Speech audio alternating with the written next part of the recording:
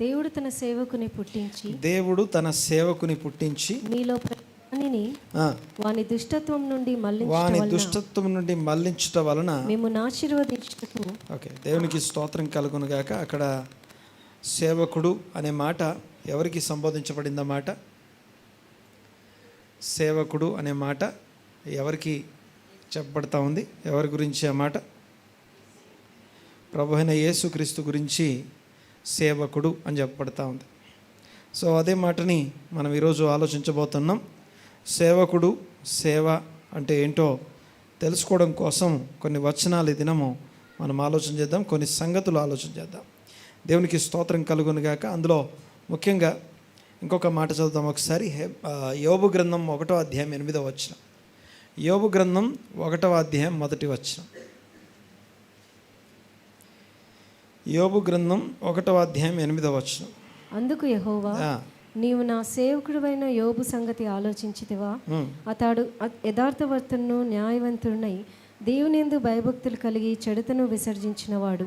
భూమి మీద అతని వంటి వాడెవడనూ లేడు. చాలు. ఇక్కడ యోబు గురించి మాట్లాడుతూ దేవుడు ఏమంటున్నాడు? యోబుని ఏమని పిలుస్తున్నాడు? నా సేవకుడైన యోబు.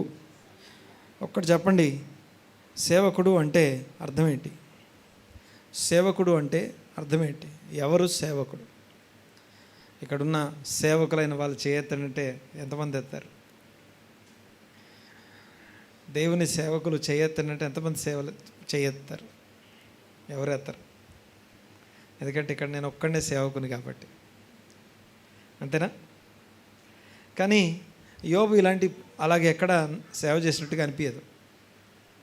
సేవ చేయడం, సేవకుడు, సేవ అంటే అర్థం ఏంటి? దాని గురించి కొన్ని మాటలు ఈరోజు మనం ఆలోచన చేద్దాం. సేవ అంటానికి, సేవకుడు అంటానికి హీబ్రూ భాషలో సేవకుడు అంటానికి ఎవెద్ అంటాం. అనండి ఒకసారి. ఎవెద్, EVED, ఎవెద్ అనండి ఒకసారి అన్నమాట. ఎవెద్ అనండి ఒకసారి. ఎవెద్ అంటే అర్థం ఏంటి? సేవకుడు. సేవకుడు మాత్రమే కాదు, బానిస, దాసుడు.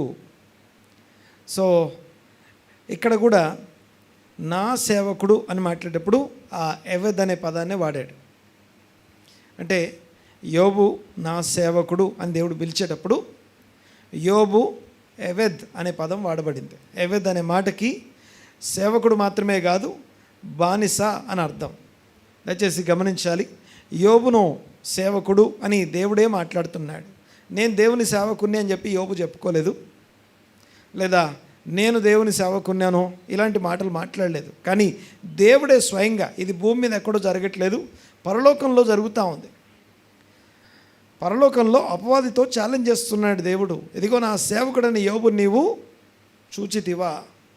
నా సేవకుని చూసావా నువ్వు అని అడుగుతున్నాడు. సో నా సేవకుడు అని దేవుడే మాట్లాడుతూ ఉన్నాడు.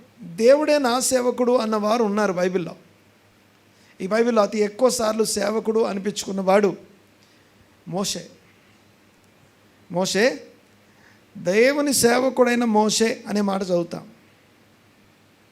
అంతేకాదు దేవుడే స్వయంగా సంఖ్యాకాండం 12వ అధ్యాయంలో నా సేవకుడైన మోషే అంటాడు. యెహోషువ గ్రంథంలో అయితే యెహోవా సేవకుడైన మోషే, దేవుని సేవకుడైన మోషే, ఇలాగా సేవకుడైన మోషే అనే పదం చాలాసార్లు కనబడుతుంది. అంటే మోషే సేవకుడు, యోబు సేవకుడు. ఇంకొక ఆయన ఉన్నాడు, అతి ఎక్కువసార్లు రిపీట్ చేయబడ్డ మూడో వ్యక్తి ఎవరైనా? దావీదు. దేవుని సేవకుడైన దావీదు. కొత్త నిబంధనలు కూడా అది రిపీట్ చేయబడుతుంది. తన సేవకుడైన దావీదు యొక్క సింహాసనం, తన సేవకుడైన దావీదును దేవుడు జ్ఞాపకం చేసుకున్నాడు. సో దావీదు అని చెప్పేటప్పుడు దేవుని సేవకుడు లేకపోతే దేవుని సేవకుడు అనే మాట చూస్తాం. ఇప్పటిదాకా ఎవరెవరి గురించి చెప్పాను? మోషే, యోబు, దావీదు. ప్రభువైన యేసుక్రీస్తు కూడా దేవుని సేవకుడు అనిపించుకున్నాడు. ముందు చదివిన వచనం అదే.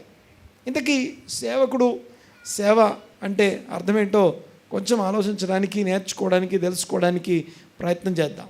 సేవకుడు అనే పదానికి ఎవెద్ అంటాం. ఎవెద్ అనే మాటకి దేవుని సేవకుడు, అంతేకాదు ఇంకొక మాట ఏంటంటే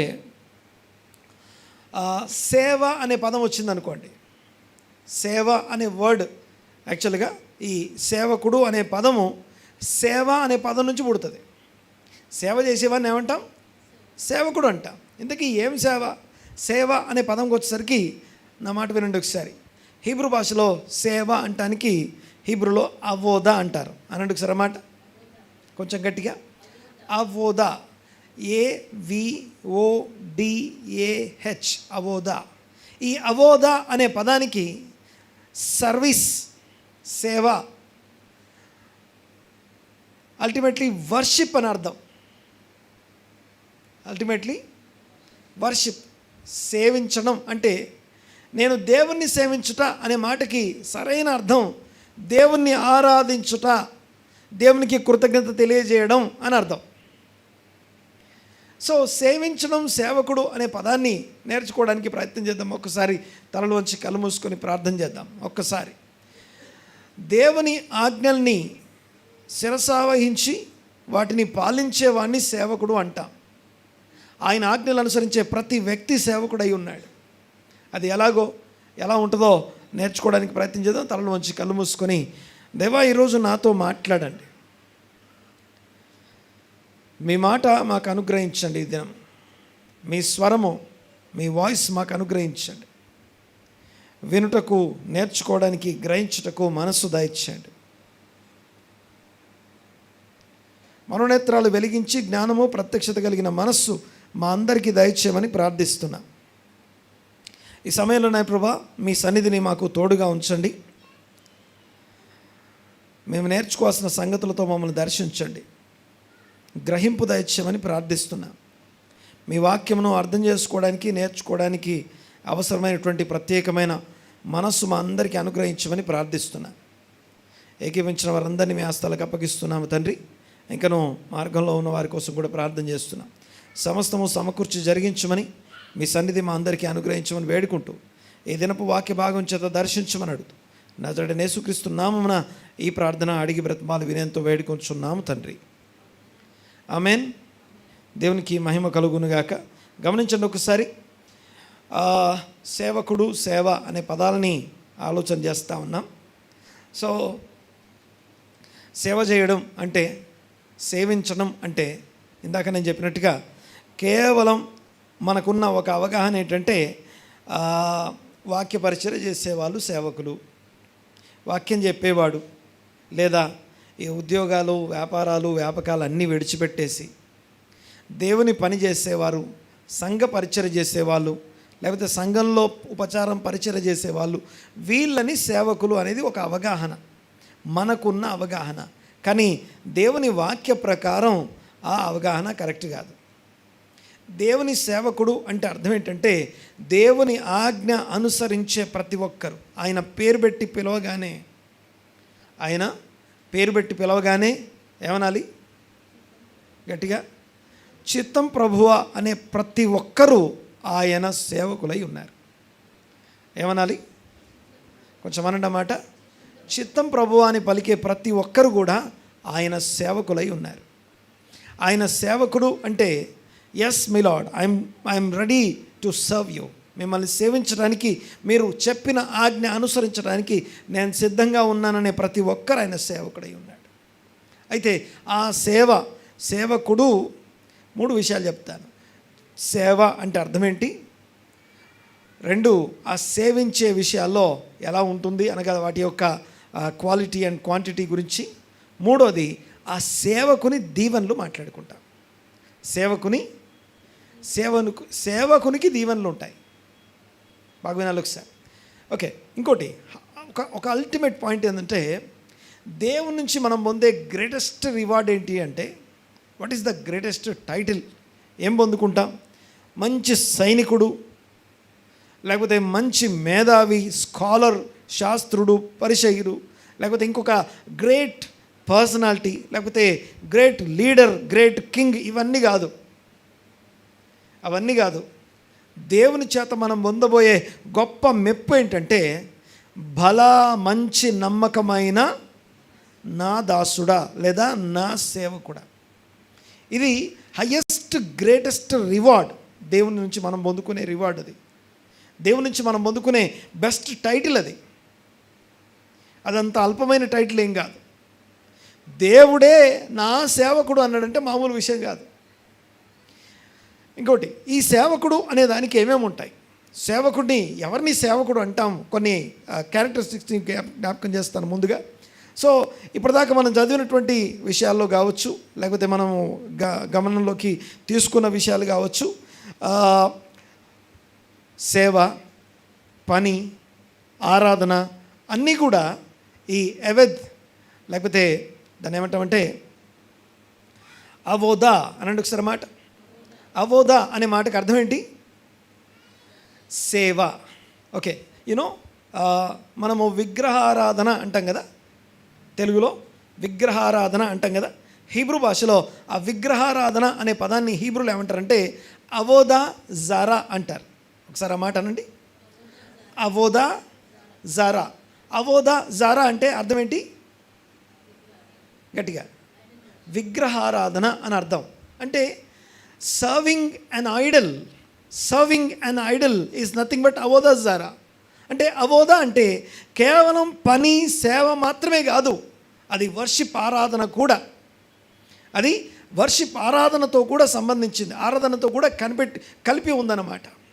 సో మళ్ళీ జ్ఞాపకం చేస్తాను, హీబ్రూ భాషలో సేవకుడు అని ఎవరిని అంటాం? సేవకుడు అని ఎవరిని అంటామంటే ఓన్లీ మందిరంలో పరిచయం చేసేవాడు, కేవలం దేవుని పరిచయం చేయడం కోసం ప్రీచ్ చేసేవాడు, లేకపోతే సంఘంలో పరిచయం చేసేవారు, వీళ్ళు మాత్రమే సేవకులు కాదు. దేవుని యొక్క ఆజ్ఞలు అనుసరించడం కోసం చిత్తం ప్రభువు అని తనని తాను ఒక దేవుని నిబంధన కమిట్మెంట్ చేసుకున్న ప్రతి వ్యక్తి దేవుని సేవకుడై ఉన్నాడు. నెక్స్ట్ నెంబర్ 2, దేవుని నుంచి పొందుకునే అత్యంత గ్రేటెస్ట్ హయ్యెస్ట్ టైటిల్ ఏంటి? మనం పొందుకునే గ్రేట్ టైటిల్ ఏంటంటే భలా మంచి నమ్మకమైన నా సేవకుడా, నా దాసుడా. దాసుడు, ఎవెద్ అనే మాటకి బానిస, ఎవెద్ అనే మాటకి దాసుడు, తర్వాత పరిచయం చేసేవాడు, సేవకుడు అని అర్థం. ఇది అంతేకాకుండా ఇంకా మాట్లాడుకుందాం, యోబును నా సేవకుడు అని దేవుడు అంటున్నాడు, మోషే నా సేవకుడు అని దేవుడు అంటున్నాడు, దావీదును నా సేవకుడు అని దేవుడు అంటున్నాడు. అంతేకాదు మెస్సయ్య ప్రభువైన యేసుక్రీస్తును కూడా నా సేవకుడు అని పిలుస్తున్నాడు. ఈ సేవకుడు అని పిలువబడే వాళ్ళందరూ కూడా నా ఇష్టము కాదు ప్రభువా, నీ చిత్తమే అని మాట్లాడేవాళ్ళు. సో దేవుని ఇష్టం కోసం, దేవుని చిత్తం కోసం తమని తాము ఉపేక్షించుకునేవారు, తమని తాము ఆ యొక్క క్రూసిఫిక్షన్ అనగా తమ సిలువనెత్తుకొని ఉపేక్షించుకొని దేవుని పని చేయడం కోసం త్యాగం చేసేవాళ్ళు అని అర్థం. దేవుని పని అంటే దేవుని ఆజ్ఞ అనుసరించడం కోసం మనం ఏదన్నా పే చేయాలి. దేవునికి స్తోత్రం కలుగునుగాక. అందరు ఉన్నారు ఇక్కడ? చూడండి ఒకసారి 2 ఉదాహరణలు చెప్తాను, నాకు ఆన్సర్ చెప్పండి మీరు. హూ ఇస్ ద బెస్ట్ వర్షిపరో, లేకపోతే హూ ఇస్ ద బెస్ట్ సేవకుడో మీరు చెప్పండి. ఒక ఆయన ఉన్నాడు, ఆయనకి పెళ్ళి కాలేదు, మ్యారేజ్, పిల్లలు ఎవరు లేరు, అంటే బ్యాచులర్, ఎలాంటి బరువు బాధ్యతలు లేవు. ఆరాధించడం కోసం, దేవుని సన్నిధిలో ప్రార్థన చేయడం కోసం, ఆరాధించడం కోసం ఉదయాన్నే 6 గంటలకు వచ్చి కూర్చున్నాడు. నేను మాట్లాడేది అర్థమవుతుంది కదా. ఒక పురుషుడు, ఒక ఆయన, పెళ్ళి లేదు, పిల్లలు లేరు, ఎలాంటి బరువు బాధ్యతలు లేవు, ఎలాంటి అబ్లిగేషన్స్ కానీ, కాన్ఫ్లిక్ట్స్ కానీ, లేకపోతే ఎలాంటి ఏమంటామంటే తనకంటూ ఎలాంటి కమిట్మెంట్స్ లేవు. సో చక్కగా పొద్దున్నే లేచాడు, 6 గంటలకు వచ్చి ఆరాధనకు కూర్చున్నాడు. అదే ఇంకో స్త్రీ ఉంది, ఆ స్త్రీకి భర్త, పిల్లలు, కుటుంబం అన్నీ ఉన్నాయి.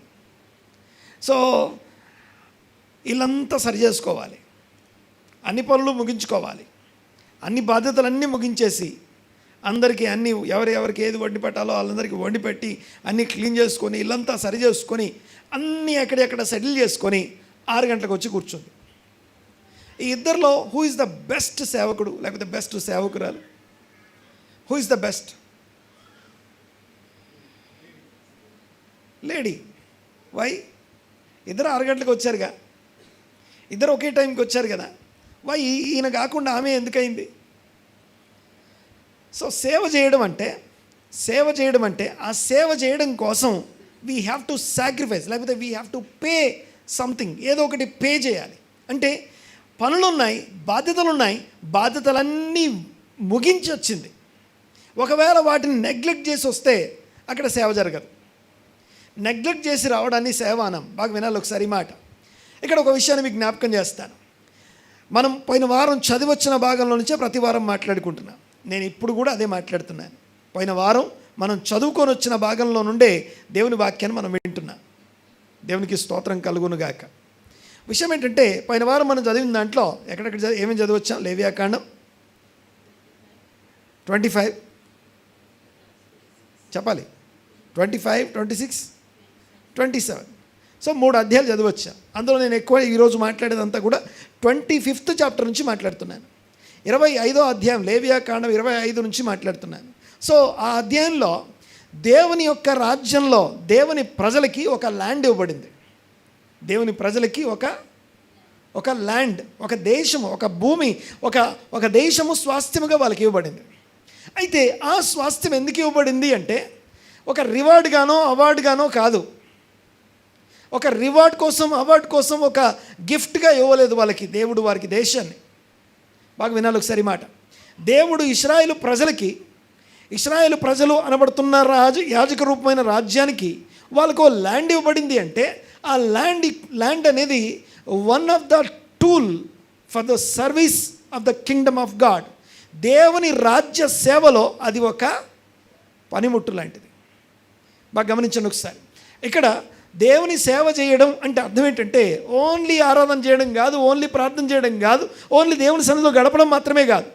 దేవుడు నీ కోసం నీకు ఏమేమి యాడ్ చేశాడో, ఏ విషయాలు నీకు ఇవ్వబడ్డాయో, ఒక మంచి ఎడ్యుకేషన్, ఒక మంచి జాబ్, ఒక మంచి ఫ్యామిలీ, ఒక మంచి బాధ్యతలు, లేకపోతే ఒక పొజిషన్స్, లేకపోతే ఒక స్టేటస్, లేకపోతే ఒక టైటిల్స్ ఏవైతే దేవుడు నీకు ఇచ్చాడో అవన్నీ ఎందుకు ఇవ్వబడ్డాయంటే, ఏవో సెలబ్రేట్ చేసుకోవడానికి కాదు, ఎంజాయ్ చేయడానికి కాదు. అవన్నీ కూడా tools for the kingdom of God. దేవుని రాజ్య సేవలో అవన్నీ కూడా ఏమంటారు వాటిని? కొంచెం గట్టిగా పనిముట్లు అంటాం, టూల్స్ అనాలి. The tools of the kingdom of God అంటారు. Marriage is the tool, the greatest tool of the kingdom of God. దేవుని రాజ్యంలో అద్భుతమైనటువంటి పనిముట్టు అది మ్యారేజ్ అనేది. The way how you lead your marriage life, నీ మ్యారేజ్ లైఫ్ని, నీ యొక్క లైఫ్ని నువ్వు ఎలా లీడ్ చేస్తావు అనేది దేవుని రాజ్య సేవలో అదొక భాగం. అది ఎక్కడో హిమాలయ పర్వతాల్లో కూర్చొని నిన్ను వల్ల నీ పొరుగు అని ప్రేమించమనే ఆజ్ఞను అనుసరించలేం. మనం ఒంటరిగా కూర్చొని తపస్సు చేస్తూ నిన్ను వల్ల నీ పొరుగు అని ప్రేమించమని అనుసరించలేం. అంతేకాదు, నరహత్య చేయరాదు అనే ఆజ్ఞ అనుసరించాల్సిన అవసరం లేదు అక్కడ. ఆజ్ఞ అవసరం లేదు అక్కడ. సో ఆజ్ఞ అనేది ఒక నేషన్కి ఇవ్వబడ్డాయి, ఒక కమ్యూనిటీకి ఇవ్వబడ్డాయి, ఒక సమాజానికి దేవుడు తన ఆజ్ఞలు ఇచ్చాడు. ఆ సామాజిక బాధ్యతల మధ్యలో ప్రతి బాధ్యతాయుతంగా జీవించడం కూడా it is also service to the kingdom of God. దేవుని రాజ్య సేవ అది కూడా. ఆమేన్. నేను మాట్లాడేది అర్థమవుతుంది కదా? గమనించండి ఒకసారి. దేవుని రాజ్య సేవ ఏంటి అని అడిగితే, దేవుడు నీకు ఇచ్చిన ప్రతి వస్తువు, ప్రతి విషయం, ప్రతి టైటిల్, ప్రతి ఎబిలిటీ, ప్రతి కెపాసిటీ, ప్రతి స్కిల్, ప్రతి టాలెంట్ ఏవి ఇవ్వబడ్డాయో వాటన్నిటినీ దేవుని సన్నిధిలో నమ్మకంగా వినియోగపరచడం ఏదైతుందో వాటిని వినియోగిస్తూ దేవుని రాజ్య పరిచర్య కోసం వాటిని వాడడమే దేవుని సన్నిధిలో సేవకుని పని. యోబు దేవుని సేవకుడు ఎలా అయ్యాడు అంటే, నాలాగా మైకు పట్టుకొని ప్రసంగాలు చేయాల. సో ఆయన ఏమి స్వార్థ చేస్తూ తిరగలేదు. కానీ ప్రతిరోజు ఏంటట, యోబు గురించి చెప్పండి ఒకసారి. యోబు సేవ అంటే ఏంటో తెలుసా? నా సేవకుడైన యోబు. చదవండి ఒకసారి యోబు గ్రంథం 1వ అధ్యాయం 8వ వచనం చదవండి ఒకసారి.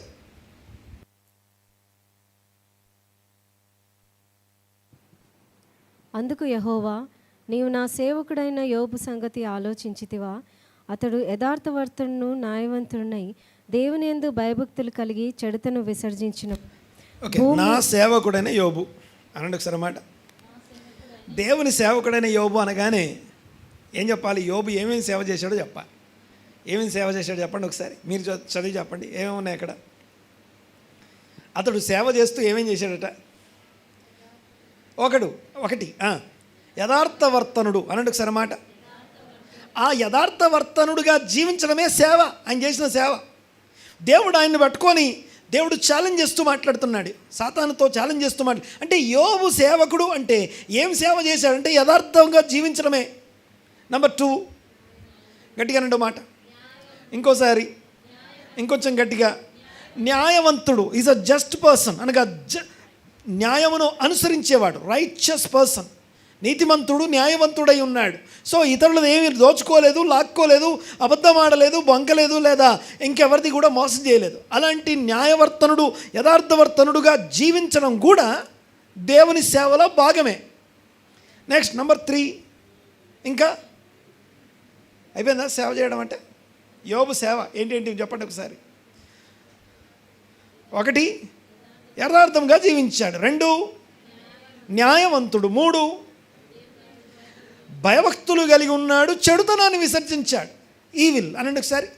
ప్రతి ఒక్కరి లోపల ఉన్నటువంటి చెడుతనం ఏదైతే ఉందో, శరీర క్రియలు ఏవైతే ఉన్నాయో వాటిని విడిచిపెట్టాడట, వాటిని అసహించుకున్నాడట. ఆ చెడుతనాన్ని అసహించుకోవడమే దేవుని యందు భయభక్తులు కలిగి ఉండడం. ఇలా ఇవి 3 కలిగి ఉండడమే యోబు సేవ. తర్వాత ఏమని రాసింది? భూమి మీద అంత సేవ చేసేవాడు ఎవరు లేడట. ఆమేన్. ఈ 3 విషయాల్లోనే ఆయన సేవ చేసింది. యోబు సేవకుడు. ఎలా సేవకుడు, ఎట్లా అంటే ఈ 3 విషయాల్లో యోబు సేవ చేశాడు. ఇప్పుడు యోబు సేవకుడు, ఇప్పుడు ఒక ఆయన మిలిటరీ ఆఫీసర్ అండి, ఈయన దేశానికి చాలా సేవ చేశాడు అన్నాం అనుకోండి. దేశానికి సేవ చేశాడు అని చెప్పినప్పుడు ఎక్కడెక్కడ ఏ ఉద్యమాల్లో పాల్గొన్నాడో, ఏం చేశాడో, ఎలా చేశాడో చెప్పాలి కదా. అలాగే ఈ సేవకుడైన యోబు, నా సేవకుడైన యోబు నాకు ఎలా సేవ చేశాడు అంటే ఈ 3 విషయాల్లో నేను కోరుకున్నట్టుగా, నేను అనుకున్నట్టుగా ఉన్నాడు. ధర్మశాస్త్రం అంతటి యొక్క సారాంశం 3 విషయాలు. దేవుని ధర్మశాస్త్రం అంతటి యొక్క సారాంశం ఎన్ని విషయాలు? 3 విషయాలు. న్యాయము అనండి ఒకసారి, కనికరము, 3వది విశ్వాస్యత. ఓకే, మత్తయి 23:23 ఉంటుంది మాట. న్యాయము, కనికరము, విశ్వాసత, ఆ 3 ఆయన చేస్తూ ఉన్నాడు.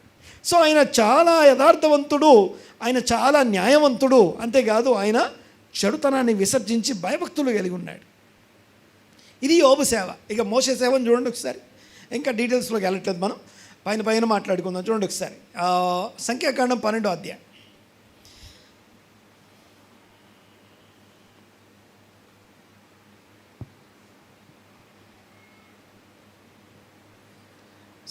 సంఖ్యాకాండం 12వ అధ్యాయం ఏమో వచ్చినమా?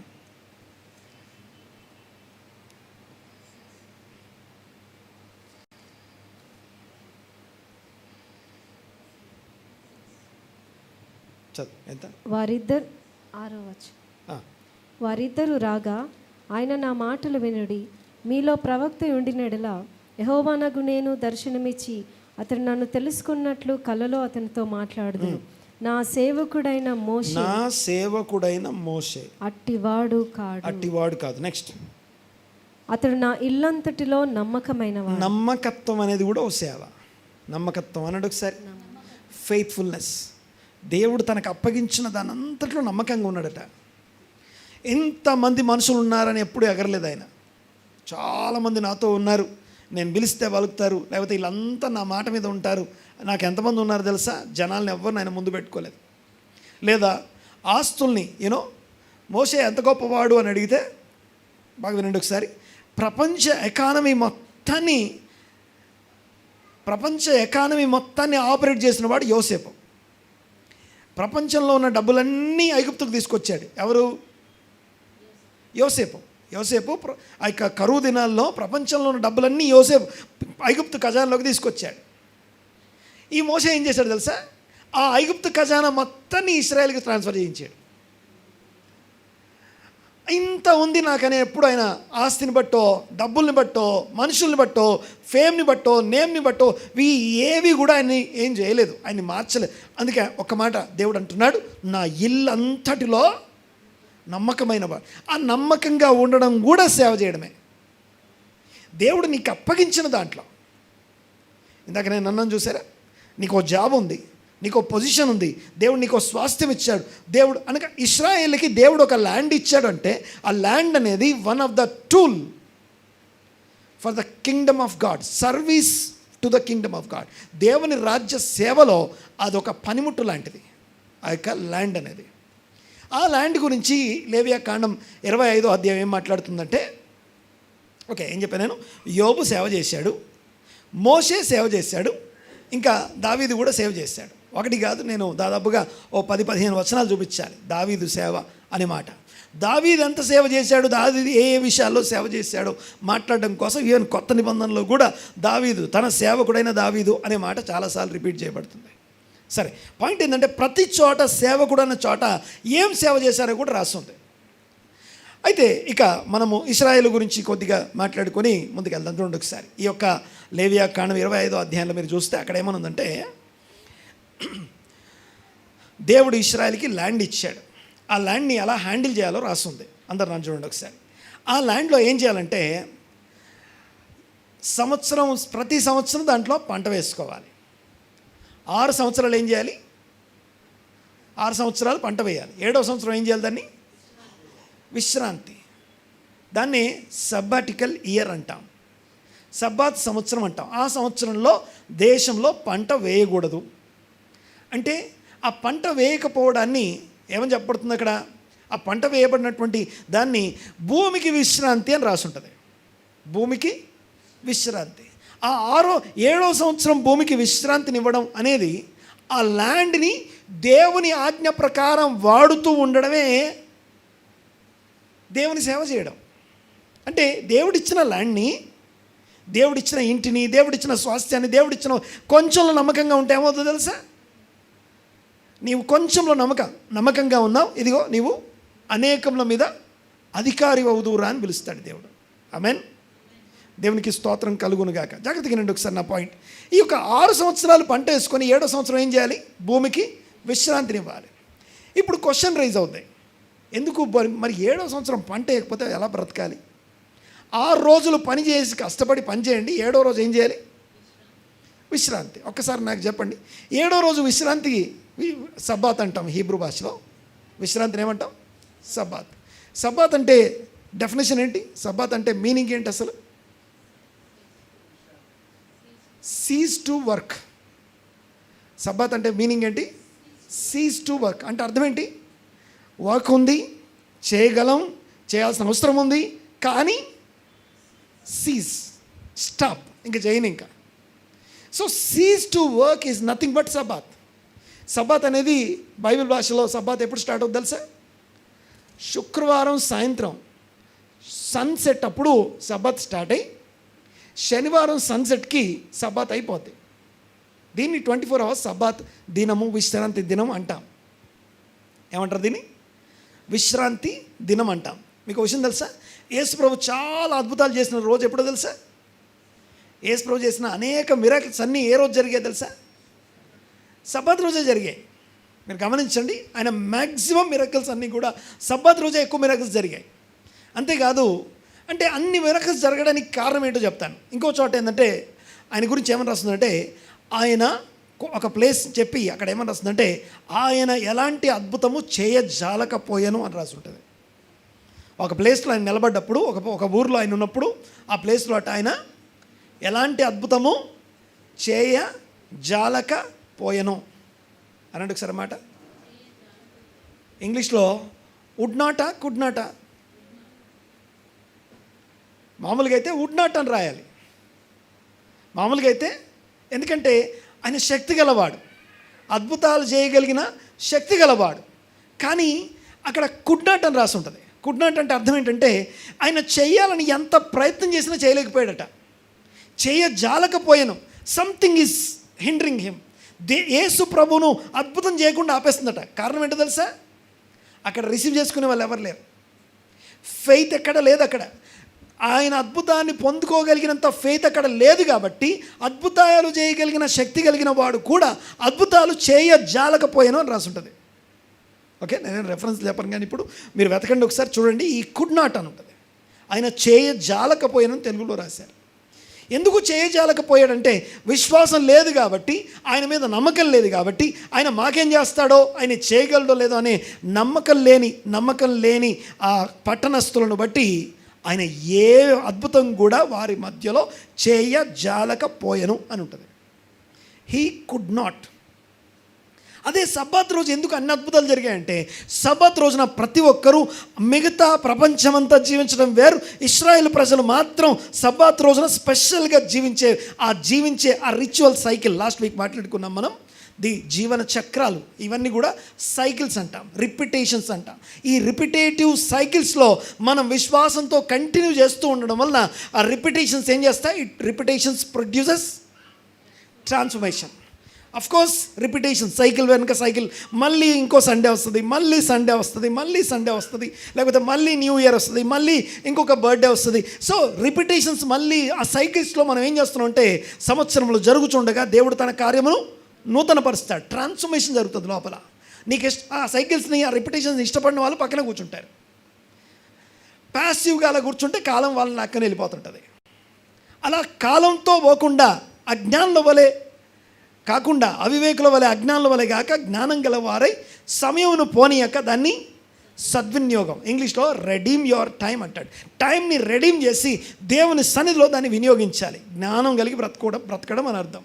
సో ఈరోజు ఏడేది, ఈరోజు దేవుని వాక్యం ఏం చెప్తుందో అది చేయాలి. దేవునికి స్తోత్రం కలుగును కాక. బాగా గమనించండి ఒకసారి. నా పాయింట్ ఏంటంటే, 6 దినములు పని చేసి కష్టం చేయాలి, అవసరం ఉంది, పని చేయాలి. 7వ రోజు కూడా పని చేసే అవకాశాలు ఉన్నాయి, అవసరాలు ఉన్నాయి. కానీ సీజ్ టు వర్క్. ఆ సీజ్ టు వర్క్ చేసేటప్పుడు మనం కొంత పే చేస్తున్నాం, కొంచెం లాస్ అవుతున్నాం, కొంచెం సాక్రిఫైస్ చేస్తున్నాం to do the commandment of God. దేవుని ఆజ్ఞ అనుసరించడం కోసం ఈ చేస్తున్నప్పుడు ఏం జరుగుతుంది అక్కడ? 25వ అధ్యాయం స్పెసిఫిక్గా మాట్లాడుతూ ఉంది. లేవియాకాండ 25వ అధ్యాయం చాలా స్పెసిఫిక్గా మాట్లాడుతుంది. ఏమంటుందో తెలుసా? వినండి ఒకసారి. ఈ 6 దినములు 6 సంవత్సరాలు పంట వేసి 7వ సంవత్సరం ఏం చేయాలట? 7వ సంవత్సరం ఏం చేయాలి? భూమికి రెస్ట్, విశ్రాంతి ఇవ్వాలి. ఒక్కసారి నన్ను చూడండి ఒకసారి, మీకు ఒక ఎక్స్ప్లెయిన్ చేస్తాను ఇక్కడ. ఇందాకేమన్నా సబ్బాత్ అంటే అర్థం ఏంటి? సీజ్ టు వర్క్, పని చేయడానికి. పైన వాటర్ ట్యాంక్లో ఫుల్ వాటర్ ఉన్నాయి, నేను కింద ట్యాప్ని క్లోజ్ చేశాను. That is nothing but cease. మన్నా కూడా మానిపోయాను అని ఉంటుంది, మన్నా సీజ్డ్ అని ఉంటుంది. అంటే మన్నా ఉంది కానీ ఇక మన్నా అవసరం లేదు కాబట్టి ఆగిపోయింది. వారు కనానికి వచ్చి మొదటి పంట తిన్నారు కాబట్టి ఇక రోజు మన్నా తినాల్సిన పని లేదు కాబట్టి మన్నా సీజ్డ్ అని ఉంటుంది. మన్నా ఉంది అక్కడే, మన్నా రావడానికి రెడీగా ఉంది, provision is there, but cease, ఆగిపోయింది అది. సో మన్నా అయిపోయి ఆగిపోలా, మన్నా ఇక అవసరం లేదు కాబట్టి ఆగిపోయింది, సీజ్డ్ అంటాం దాన్ని. సరే, నా పాయింట్ ఏంటంటే, ఇప్పుడు సబ్బాత్ అంటే ఏమన్నాను? Cease to work. 6 రోజులు పని చేయాలి, 7వ రోజు విశ్రాంతి తీసుకోవాలి. జస్ట్ నాకు ఒక్కటి చెప్పండి. మామూలుగా ప్రతిరోజు ఏమైనా విజ్ చేసుకుంటాం? ఒకరు కలిస్తే ఏమంటారు మీరు? కొంచెం గట్టిగానండి. ఓకే, షాలోమ్ చెప్తాం. షాలోమ్ అనండి ఒకసారి. ఓకే, షాలోమ్ అంటే పీస్ బీ విత్ యూ, మీకు సమాధానం కలుగును గాక అంటున్నాం. వెరీ గుడ్, బాగుంది. అదే పర్సన్ అదే షాలోమ్ చెప్పాల్సి వచ్చినప్పుడు ఇశ్రాయేల్ ఏం చేస్తారంటే, సబ్బాత్ రోజు షాలోమ్ చెప్పాల్సి వస్తుంది అనుకోండి, అప్పుడు ఏం చెప్తారు తెలుసా? గట్టిగా షబ్బాత్ షాలోమ్ అంటారు. అనండి ఒకసారి మాట. మామూలు రోజులు ఏం చెప్పాలి? సమాధానం కలుగును గాక అనాలి. సబ్బాత్ రోజు అయితే ఏమనాలి? సబ్బాత్ షాలోమ్ అని చెప్పాలి. నాకు ఒక క్వశ్చన్ ఏంటంటే, సబ్బాత్ ఎప్పుడు స్టార్ట్ అవుతుందని చెప్పాను? ఫ్రైడే సన్సెట్ నుంచి సాటర్డే సన్సెట్ దాకా సబ్బాత్ ఉంది. ఇప్పుడు సబ్బాత్ షాలోమ్ ఎప్పుడు స్టార్ట్ అవుతుందో తెలుసా? అంటే సబ్బాత్ షాలోమ్ చెప్పుకోవడం ఎప్పుడు స్టార్ట్ అవ్వాలి మామూలుగా అయితే? ఏమండి చెప్పాలి? ఫ్రైడే ఈవినింగ్ సన్సెట్ అయ్యాకే సబ్బాత్ షాలోమ్ అని చెప్పుకోవడం స్టార్ట్ చేయాలి. కానీ ఇక్కడ ఒక విషయం ఉంది, బాగా వినాలి ఒకసారి. ఈ సబ్బాత్ షాలోమ్ అని చెప్పుకోవడం ఎప్పుడు స్టార్ట్ అవుతుంది తెలుసా? థర్స్డే ఈవినింగే స్టార్ట్ అవుతుంది. ఎప్పుడండి? వై? ఎందుకు థర్స్డే ఈవినింగ్? ఓకే, సిగ్నల్ ఉంది. మామూలుగా మనకి ట్రాఫిక్లో సిగ్నల్స్ ఉంటాయి కదా, అక్కడ సిగ్నల్ ఉందని నీకు కనపడుతుంది, రెడ్ సిగ్నల్ పడబోతుంది అని చెప్పి నీకు కౌంట్ డౌన్ కనిపెడుతుంది. అలా కనిపించినప్పుడు నువ్వు కొంచెం యువతలే ఉన్నప్పుడు ఏం చేయాలి? నువ్వు స్లో డౌన్ అయిపోవాలా వద్దా? ఇక్కడే స్లో డౌన్ అవుతావుగా. స్లో డౌన్ అయిపోయి సిగ్నల్ పాయింట్ దగ్గరికి వచ్చినాక అక్కడ ఆగిపోతావు, అంతేనా? కరెక్టేనా? వినండి ఒకసారి. నా పాయింట్ ఏంటంటే, ఇప్పుడు అదే అక్కడ కౌంట్ డౌన్ కనబడుతుంది, రెడ్ సిగ్నల్ పడబోతుందని తెలుసు, ఇంకా రైజ్ చేసి ఇంకా స్పీడ్ చేసి, ఎందుకు? అది పడేలోపు మనం అవతలకి వెళ్ళిపోవాలి. అందుకే కౌంట్ డౌన్ ఇచ్చేది మనకి, అందుకే మనకు సిగ్నల్ ఇచ్చేది. నేను మాట్లాడేది అర్థమవుతుంది కదా. నా పాయింట్ ఏంటంటే సిగ్నల్ యొక్క ఉద్దేశం stop, cease to your journey అని అర్థం. నీ జర్నీని ఇక్కడ ఆపు అని అర్థం. సో అది అక్కడ ఆగినప్పుడు నేను స్లో డౌన్ అవ్వాల్సింది ఇంకా ముందే నేను స్లో డౌన్ అవ్వాలి. అలాగే నేను రేపు శుక్రవారం సాయంత్రం రేపు అనుకోండి, రేపు సాయంత్రం నుంచి సీజ్ టు వర్క్ ఉందంటే ఇంకొక 1 డే ముందు నుంచే నేను అవతల దాని కొరకు ఇప్పుడే సిద్ధపడాలి నేను. అదే విషయం ఇక్కడ 25వ అధ్యాయంలో రాస్తుంది. 6 సంవత్సరాలు పంట వేసి 7వ సంవత్సరం భూమికి విశ్రాంతినివ్వాలి. అయితే మొదటి సంవత్సరం 1, 2, 3, 4, 5 వచ్చిన తర్వాత 5 అయిపోగానే నెక్స్ట్ ఏం స్టార్ట్ అవుద్ది? 6 స్టార్ట్ అవుద్ది. 6 స్టార్ట్ అవ్వగానే మనం లెక్క పెట్టుకుంటాం కదా. ఏమని లెక్క పెట్టాలి? Now this year is the preparation year for the rest year. ఆ విశ్రాంతి సంవత్సరానికి ఇది ప్రిపరేషన్ ఇయర్ అని లెక్క పెడతాం కదా. ఈ ప్రిపరేషన్లో దేవుడు దేన్ని ఆశీర్వదిస్తాడో తెలుసా? ఆ ప్రిపరేషన్ కోసం నీవు 6వ సంవత్సరంలో విత్తనాలు విత్తుతానంట. 1వ సంవత్సరం విత్తనం విత్తే 1వ సంవత్సరం పంట తింటాం. 1, 2, 3, 4, 5. 6వ సంవత్సరం విత్తితే మాత్రం 6వ సంవత్సరం పంట అక్కడ అడుగుతాడు. ఒకసారి చదువుదాం అన్నమాట. లేవియాకాండం 25 ఒకసారి. లేవియాకాండము 25వ అధ్యాయం. 7వ ఏట మేము ఏమి తిందుము? 20వ వచనం. ఇదిగో మేము చల్లను పంట కూర్చను వల్ల కాదే అనుకొందరేమో. అయితే నేను 7వ ఏట ఏమి తిందుము, ఇదిగో మేము చల్లను పంట కూర్చను వల్ల కాదే అనుకొందురేమో. అయితే నేను 6వ ఏట నా దీవెన. ఒక్కసారి అందరు చెప్పండి ఒకసారి. 6వ ఏట దేవుని దీవెన అనండి ఒకసారి అన్నమాట. అంటే బ్లెస్సింగ్ అనేది 7వ రోజు స్టార్ట్ కాదు. దీవెన అనేది 6వ రోజా 7వ రోజా అంటే ఏం చెప్పాలి? ఇప్పుడు చెప్పండి, ఎందుకు 6వ రోజుకి 7వ రోజుకి మధ్య తేడా ఏంటి? 6వ రోజుకి 7వ రోజుకి తేడా ఏంటి? 6వ రోజు వర్కింగ్ డే, 6వ రోజు పంటలు వేసుకునే సంవత్సరం. కానీ ఆ దినం ఆ సంవత్సరం అంతా ఒక మైండ్తో ఉంటాం. 6వ రోజు 7వ రోజు గురించిన ఆలోచనతో బ్రతుకుతాం. 7వ రోజున నేను ఆ పని చేయకూడదు, ఈ పని చేయకూడదు, ఈ పని చేయకూడదు, ఇది చేయకూడదు, అది చేయకూడదు. కాబట్టి 7వ రోజు ఏం తినాలో ఏం తాగాలో 6వ రోజే సిద్ధపాటు అయిపోతాయి. 6వ రోజే అన్నీ రెడీగా ఉంటాయి, అన్నీ సిద్ధపరుస్తాం. ఆ సిద్ధపరిచే ఆ మైండ్ ఉందే, హార్ట్ ఉందే, ఆ ప్రిపరేషన్ ఉందే, ఆ ప్రిపరేషన్ని దేవుడు దీవిస్తాడు. అంటే దేవుడు నాకు సమయం ఇచ్చాడు. సమయం విషయంలో దేవుని సేవించాలి. ల్యాండ్ ఇచ్చాడు, ల్యాండ్ విషయంలో దేవుణ్ణి సేవించాలి, దేవుని రాజ్యాన్ని సేవించాలి. బాగా వినండి ఒకసారి. తర్వాత జాబ్ ఇచ్చాడు, జాబ్ విషయంలో దేవుణ్ణి సేవించాలి. తర్వాత దేవుడు నాకు ఏర్పాటు చేసిన నా కుటుంబము, నా పిల్లలు, నాకు సంబంధించిన సమస్త విషయంలో దేవుడు యాడ్ చేసిన ప్రతి దాంట్లో దేవుణ్ణి సేవించాలి. అలా సేవించేవాడిని ఏమంటారు? దేవుని సేవకుడు అంటాం. బాగా గమనించండి ఒకసారి. ఈ 6వ ఏట పండిన పంట ఎంత వస్తుందంటే 7వ సంవత్సరం మొత్తం తినొచ్చు. హల్లెలూయా. 7వ సంవత్సరం మొత్తం పంట తినొచ్చు. అంతేకాదు 6వ సంవత్సరం పంటని 8వ సంవత్సరం తినొచ్చు. 6వ సంవత్సరం పంటని 9వ సంవత్సరం కూడా తింటూ ఉంటే, అంటే మీరు అంటే 7 అయిపోయింది కదా, 8 అయిపోయింది కదా, 8వ సంవత్సరం పంటలు వేస్తాం, వెంటనే రాదుగా, వెంటనే రిటర్న్ రాదుగా. సో ఎండింగ్లో వస్తుంది. అయినా సరే పాత పంట తింటూ ఉంటారు. 9వ సంవత్సరంలో ఈ 6వ సంవత్సరం ఈ మళ్ళీ 8వ సంవత్సరం పంట వచ్చి తినేటప్పుడు కూడా అప్పటికి మనం 2 తింటూ ఉంటాం. 8వ సంవత్సరం వచ్చేసరికి 8వ సంవత్సరం వచ్చిన పంటని 9వ సంవత్సరం తింటుంటాం. 9వ సంవత్సరం 6వ సంవత్సరం పంటని 2 కలిపి తింటున్నప్పుడు మీరు ఇంకా పాత పంట తింటూ ఉంటారు అని రాశాడు. చదవండి ఒకసారి, చదవ మళ్ళీ. మీరు 8వ సంవత్సరంన విత్తనములు విత్తి 9వ సంవత్సరం వరకు పాత పంట తినెదరు. పాత పంట ఎప్పటిదాకట? 9వ సంవత్సరం దాకా. దేవుని సేవకుడు అనంటే ఒకసారి మాట, దేవుని సేవకుడు. ఇంక కొన్ని విషయాలు ఇక్కడ మీకు జ్ఞాపకం చేస్తాను. సో సేవ చేయడం అంటే ఆయన ఆజ్ఞ పాలన చేయడం అని అర్థం. ఆయన ఆజ్ఞ పాలన చేయడం అంటే ఏది దేవుని ఇష్టమో. ఇంకోటి, సరే ఇంతకీ ఎందుకు విశ్రాంతినివ్వాలి? భూమికి ఎందుకు విశ్రాంతినివ్వాలి? అసలు భూమికి విశ్రాంతినిస్తే లాభం ఏంటి? ఏదో సైంటిఫిక్గా భూమి పనిచేసింది కాబట్టి ఓ సంవత్సరం రెస్ట్ ఇవ్వడం గురించి మాట్లాడలేదు. విశ్రాంతి భూమికి. కానీ అసలు విషయం ఏంటంటే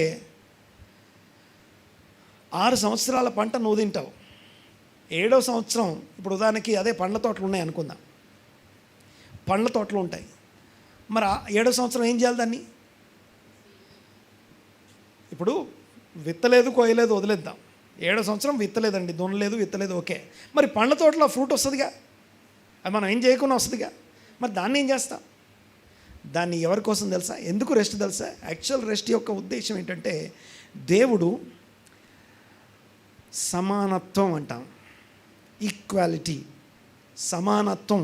ఆయన రాజ్యంలో సమానత్వం కోసం, అంటే ఎవరైతే బలహీనమైనటువంటి వారు, బలహీన వర్గాలు ఉన్నాయో వాళ్ళ క్షేమం కోసం, అంటే బీదలు, విధవరాండ్రు, లేకపోతే అనాథలు, పరదేశులు ఎవరైతే ఉన్నారో వాళ్ళు వచ్చి ఆ ఫ్రూట్స్ తీసుకెళ్తుంటే దాని ఓనర్ ఎవ్వరు కూడా ఏం చేయొద్దు, ఆపొద్దు.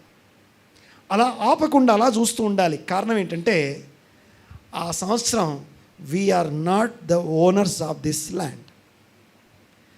7వ రోజు విశ్రాంతి తీసుకోవడం అంటే ఏమండి, విశ్రాంతి గంట కాదు, విశ్రాంతి నిమిషం కాదు, విశ్రాంతి పూట కాదు, విశ్రాంతి దినం. ఒక డే అంతా విశ్రాంతిగా ఉండడం అంటే నిండా కప్పుకొని పడుకోవడం కాదు. దేవుని సన్నిధిలో సమాజంతో గడపడం, ఆయన వాక్యం ఏంటో నేర్చుకునే సమయం అది.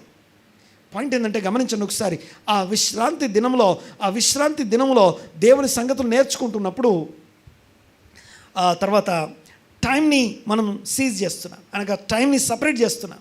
అలాగే భూమిలో ఆ పంటను వదిలేసేటప్పుడు ఏం చేస్తున్నాం అంటే I'm not the owner of this land, I'm not the owner of my time.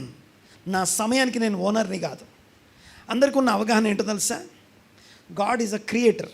We believe in creator God, but we don't believe the sustainer God. అంటే ఏంటో తెలుసా? దేవుడు కేవలం సృష్టికర్త మాత్రమే కాదు, ఆయన పోషకుడు కూడా.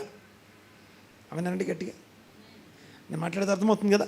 సో ఆయన పోషిస్తాడు అని నమ్మినవాడు 6వ సంవత్సరం విశ్రాంతి సిద్ధపడతాడు, 6వ దినం సిద్ధపడతాడు, 7వ రోజు విశ్రాంతిని అనుభవిస్తాడు. దేవునికి స్తోత్రం కలుగునుగాక. పాయింట్ ఏంటంటే దీని గురించి నేను మీకు, అంటే 7వ సంవత్సరం ఎందుకు విశ్రాంతినివ్వాలి అని అడిగితే, అంటే భూమికి ఎందుకు విశ్రాంతినివ్వాలి అంటే 7వ సంవత్సరం పంట బీదలకి వెళ్ళడం కోసం, సమానత్వం కోసం. బాగా గమనించండి ఒకసారి, ఈ సమానత్వం కోసం అదొక రిజర్వేషన్ అనమాట. భారతదేశానికి స్వాతంత్రం వచ్చింది. ఒకసారి నాతో పాటు నన్ను చూడండి ఒకసారి. స్వాతంత్రము, స్వాతంత్రము, ఫ్రీడమ్ అండ్ ఈక్వాలిటీ. స్వాతంత్రం, సమానత్వం రెండు ఒకేసారి రావు. భారతదేశానికి స్వాతంత్రం వచ్చింది, బట్ ఈక్వాలిటీ రాలేదు. ఆ ఈక్వాలిటీ కోసం రిజర్వేషన్స్ అనేవి అప్లై అయ్యాయి. రిజర్వేషన్స్ని ఎందుకు పెట్టారు అంటే, లేకపోతే రకరకాల పథకాలు, రిజర్వేషన్స్ ఇవన్నీ ఎందుకు వచ్చాయంటే ఈక్వాలిటీని తీసుకురావడం కోసం, సమానత్వం కోసం, సామాజిక న్యాయం, అందరికీ సమన్యాయం కోసం ఇవన్నీ ఏర్పాటయ్యాయి. నా పాయింట్ ఏంటంటే అది దేశ నియమాల్లో మనకున్నాయి. అయితే ఇశ్రాయేలు దేశంలో ఎలా ఉందంటే ప్రతి 6 సంవత్సరాలకు ఒకసారి మనం 7వ సంవత్సరం పంట విడిచిపెట్టేటప్పుడు బీదలకి, విధవరాళ్ళకి, లేకపోతే వాళ్ళకి ఆ యొక్క పోషణ కోసం అవి వెళ్తున్నాయి. అంతేకాదు మీకు విషయం ఏంటంటే ఇలాంటి సబ్బాతులు ఎన్ని లెక్క పెట్టాలంటే 7 లెక్క పెట్టాలి. 7 లెక్క పెట్టాలి. 7 లెక్క పెట్టిన తర్వాత ఎన్ని అవుతాయి అప్పటికి? 7 అంటే 49 years. ఆఫ్టర్ 49 తర్వాత 50th year వస్తుంది. 50th yearని ఏమంటారు తెలుసా? 50వ సంవత్సరాన్ని ఏమంటారు తెలుసా? 50 సంవత్సరం సెలబ్రేషన్ ఏమంటారండి? జూబ్లీ అంట. జూబ్లీ ఇయర్, యోవెల్ అనండి ఒకసారి మాట. హీబ్రూలో యోవెల్ అంటారు. జూబ్లీ అనే పదం, యోవెల్ అనే పదం యొక్క ట్రాన్స్లేషన్ అది. సో ఈ యొక్క జూబ్లీ ఇయర్లో ఏమవుతుందంటే ఇశ్రాయెల్ దేశంలో ఉన్న ఎవరి ల్యాండ్కి ఎవరు ఓనర్ కాదు, ఎవరి ల్యాండ్కి ఎవరు ఓనర్ కాదు. దేశం ఇశ్రాయెల్కి ఇచ్చాడు అని ఉంటుంది అంతే. కనాను పాలు తేనెలు ప్రపంచ దేశం ఎవరికి ఇవ్వడిందంటే ఇశ్రాయెల్కి ఇవ్వబడింది. ఇశ్రాయెల్లో గోత్రం లెక్క చొప్పున, కుటుంబాల లెక్క చొప్పున వాళ్ళకి ల్యాండ్ డివైడ్ చేయబడి ఇవ్వబడింది. ఆ ల్యాండ్ డివైడ్ చేయబడి ఇచ్చిన తర్వాత ఇప్పుడు ఒకవేళ మన పరిస్థితులను బట్టో లేకపోతే మన దేన్ని బట్టో మనం బీదలు అయిపోయి అమ్మేసుకున్నాం అనుకోండి, 50th ఇయర్ వచ్చేసరికి ఎవరి ల్యాండ్ వాళ్ళకి మళ్ళీ రీసెట్ బటన్ నొక్కినట్టుగా అన్నీ మళ్ళీ ఎవరి వాళ్ళకి వచ్చేస్తాయి. ఇదంతా దీన్ని ఏమంటామంటే దేవుని రాజ్యంలో సమానత్వం తీసుకురావడం కోసం అదొక విషయం. అసలు విషయం ఏంటంటే ఈ రాజ్య నియమాలు వీటన్నిటి యొక్క ఉద్దేశం ఒకటే. ధర్మశాస్త్రం అంతటి యొక్క సారాంశం ఒక్క మాటలో చెప్పమంటే నిన్ను వలే నీ పొరుగు వానిని ప్రేమించు. ఒక చిన్న విషయం చెప్తాను, ఒక న్యూస్ చెప్తాను చూడండి ఒకసారి. ఇజ్రాయెల్ న్యూస్ చూస్తారా? ఇజ్రాయెల్ న్యూస్ చూస్తారా? చూడాలా వద్దా? ఎందుకు చూడాలి? ఎవరు మాట్లాడలేదు. ఎందుకు చూడాలి? ఇజ్రాయెల్ న్యూస్ ఎందుకు చూడాలి మనం?